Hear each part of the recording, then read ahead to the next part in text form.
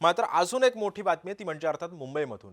मुंबईतील 25 पैकी 12 वॉर्डांमध्ये आता सरकारी कबूतरखाने सुरू होणार आहेत. मुंबईमध्ये कबूतरखाने उभारण्यासाठी जागा सुद्धा निश्चित झाल्यात. तर उच्च न्यायालयाच्या निर्देशानंतर मुंबईमध्ये सरकारी कबूतरखाने आता उभारले जाणार आहेत.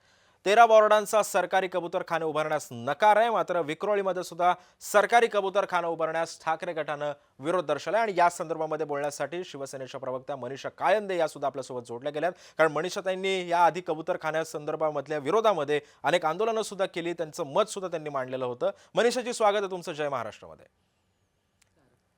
मनीषाजी, ज्यांना कबूतर आवडतात त्यांनी ती घरी पाळावीत असं तुमचं वक्तव्य होतं गेल्या काही दिवसांपूर्वीचं, असं तुम्ही म्हणाला होता. मात्र उच्च न्यायालयाच्या या निर्देशानंतर आता मुंबईमध्ये 25 पैकी 12 वॉर्डांमध्ये कबूतरखाने सुरू होत आहेत.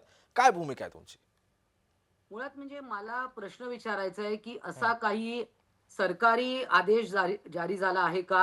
हं, की मुंबई महानगरपालिकेतला कोणीतरी माणूस हं, स्वतःच्या मनाने काहीतरी उद्योग करतोय? हं, हं, मुळात म्हणजे कोर्टाने सांगितलं होतं, की चाचपणी करा, कंट्रोल्ड फीडिंग. हं, गेटवे ऑफ इंडियाला पोतीच्या पोती, गोणीच्या गोणी धान्याच्या येऊन पडतात रोजच्या. हं, त्याच्यानंतर ताडदेवचा चौक आहे, तिकडे ट्रॅफिक आयलंड आहे. हं, तिकडे मुळात म्हणजे हा प्रश्न मी उपस्थित केला होता विधान परिषदेमध्ये हं, आणि त्याला उत्तर म्हणून माननीय उदय सामंत यांनी दिलं होतं. इथे कुठलाही, मी पुन्हा पुन्हा अधोरेखित करते, कुठल्याही धार्मिक भावनांचा विषय नाही. हं, हा मनुष्याच्या आरोग्याचा विषय आहे. हं, इरिव्हर्सिबल लंग डिझीज हं, या कबुतरांच्या विष्ठेपासून, पंखांपासून, शरीरातल्या वेगवेगळ्या ह्याच्यापासून होतो. हं, अनेक प्राण्यांपासून माणसाला रोग होतात, झूनॉटिक डिझीजेस होतात. हं, अनेक प्राणी आहेत. मग त्यांना आपण कालांतराने दूर केलं, त्यांच्या नसबंदी केल्या, न्यूटर केलं आणि रेबीज, आता कुत्र्यापासून रेबीज होतो. मग आपण त्यांची नसबंदी, त्यांना कंट्रोल केलं. आज 150% कबूतर वाढलेले आहेत. काय गरज आहे एवढ्या कबुतरांची? म्हणजे खरंच त्यांची गरज आहे का? आणि हा जर का रोग पसरवणारा प्राणी आहे, सिद्ध झालंय, मग तुम्हाला माणसांना रोग अजून पसरवायचे आहेत का ठिकठिकाणी? जे 55 ठिकाणी होतंय, ते आता तुम्हाला अजून काही ठिकाणी करायचंय का? कारण कुठलाही कबूतरखाना अधिकृत कधीच नव्हता. हा मॅनमेड आहे. माणसाने स्वतःच्या हौशेखातर किंवा भूतदयेखातर तयार केले. हं, ठिकठिकाणी जिकडे कुठे वाण्याचं दुकान आहे, तिकडे कबूतर ना दाणी टाकली जातात हं, आजही. हं. आणि महानगरपालिका त्याच्यामुळे अडचणीत येते. कोणाचं प्रेशर आहे, काय आहे, सगळ्यांना सर्वश्रुत माहीत आहे. बरं. मला इथे नावं घ्यायची नाहीत. हं, परंतु मग प्रश्न असा येतो, अनेक भांडणं होतात रस्त्यांवर हं, कुत्र्याला खाऊ घातल्यामुळे. हं, हं, मांजरींना दुधाच्या वाट्या किंवा काही एखाद्या टिनाच्या ह्याच्यात दूध ठेवल्यामुळे.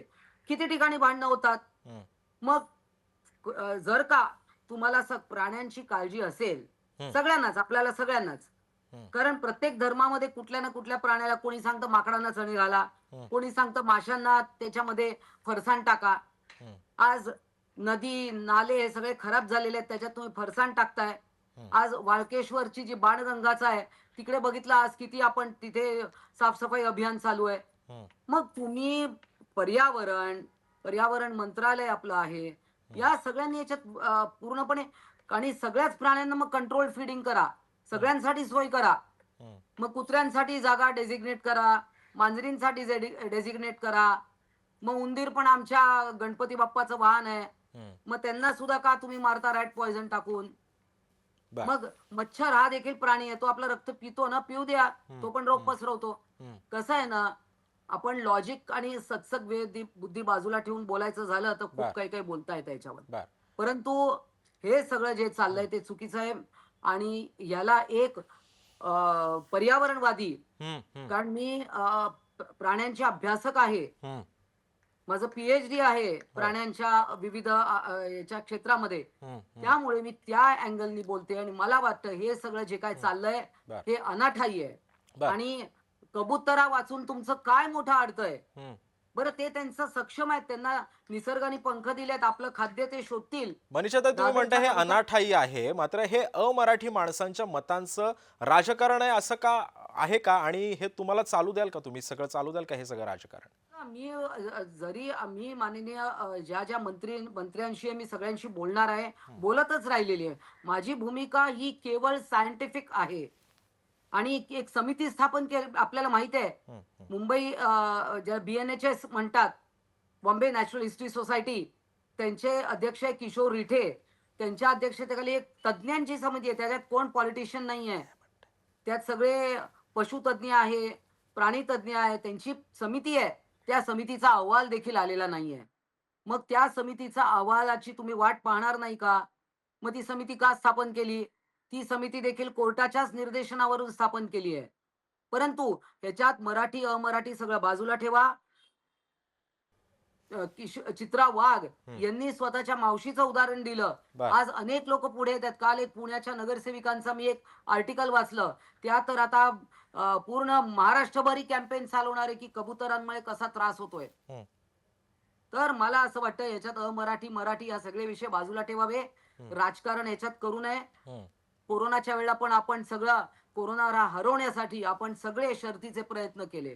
तेव्हा आपण कुठला जात धर्म काही आणलं नाही. प्रत्येकानं एकमेकांनी मदत केली. तसं याही बाबतीत हा जो उपद्रवी प्राणी आहे, ठीक आहे, आणि तो काही एंडेंजर्ड लिस्ट मध्ये नाहीये कुठल्या वाईल्ड लाईफ ऍक्टच्या. परंतु प्रत्येक प्राण्याला जगण्याचा अधिकार आहे. त्यांनी जगावं. तो त्याचं खाद्य शोधेल. जसे इतर प्राणी आता मला सांगा, पोपट शोधतात ना, स्वतःचे फळं बिळं शोधतात, माकड शोधतात. सगळं जो निसर्गाने ज्याला जन्माला घातलंय, तर त्याला त्याची काय करायचं, कसं जगायचं ते शिकवलं देखील आहे. बर. खरंय मनीषाजी, त्यामुळे आता या सगळ्या निर्णयावरती आता नेमकं उच्च न्यायालय पुढची भूमिका काय घेतं, हा नेमका मुद्दा आता किती आणखी पुढे ताणला जातो हे सुद्धा पाहणं महत्त्वाचं ठरणार आहे. धन्यवाद, तुम्ही आमच्यासोबत जोडल्या गेला होता आणि तुम्ही तुमची प्रतिक्रिया दिलीत त्याबद्दल.